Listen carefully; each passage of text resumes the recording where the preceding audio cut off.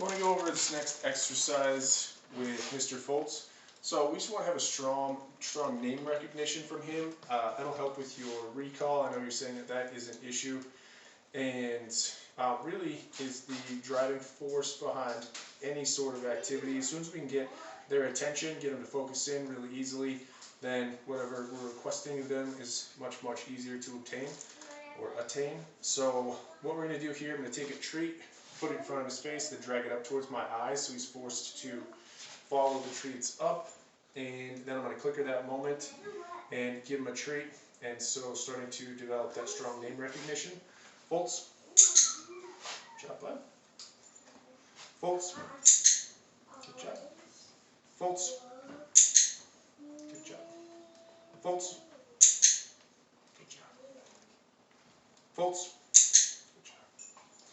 So he's doing a great job on that. What I'm going to do here is I'm going to drag treats out to the side to make a little distraction for him, and this is going to be more challenging for him. Foltz. He's got to come back and make eye contact. That's perfect. Foltz.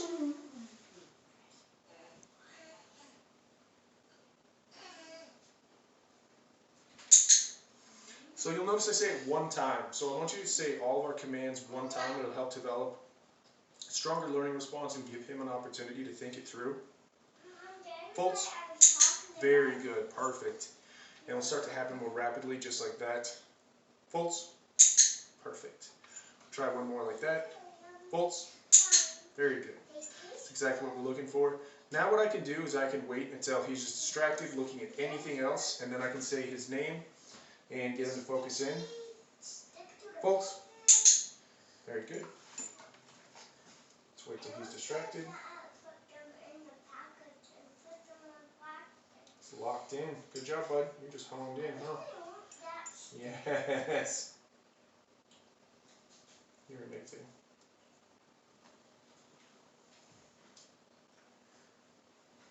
Well, he's, as soon as I was going to say, so he's just super focused in.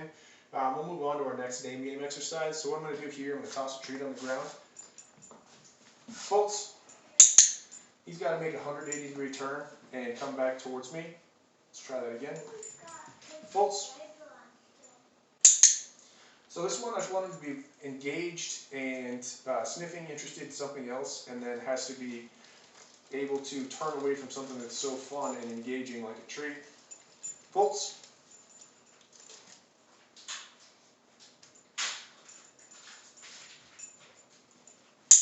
Good job. So again, only saying our command one time, even though he was having a difficult time focusing in and sniffing down at the ground, that's fine. We're learning. Foltz. And it's all part of the process, and we don't want to just become noise as well. If you just start saying it over and over repetitively, then they'll start to drown you out, and you don't want that to happen either. Foltz. Very good. Try one more like this. Foltz.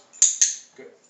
So when you've worked on these 3 exercises, then I like to work on my my recall immediately after that and start to develop that. So I would just toss a treat over here. Foltz, come. Good job. Give him a treat for coming. And I'll drop one over here. Foltz, come. Drop one down here. Foltz, come. Good job, bud. So the clickable moment, if you want to use it during recall, is either as soon as he looks at you or when he finally gets all the way up to you. Foltz, come.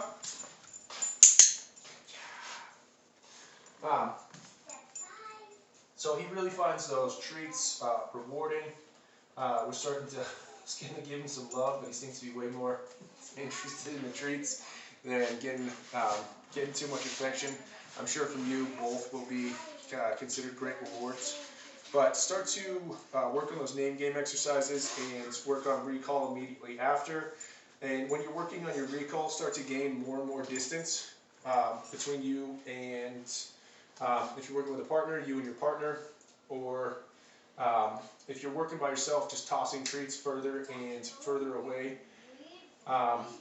Also, I encourage you to start to hide behind doors and such, so you can hide behind I would get out of view over here and get out of sight in the hallway and have Mr. Foltz have to come that whole distance and make his way back to you and go straight off of earshot.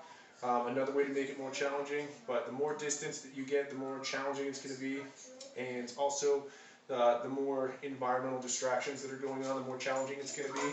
So you can start to work inside and then start to work outside in your backyard. So usually I go inside, backyard, and then front yard, and then taking your pup to a park. So just incrementally making it more challenging for him. So very good job, Mr. Foltz.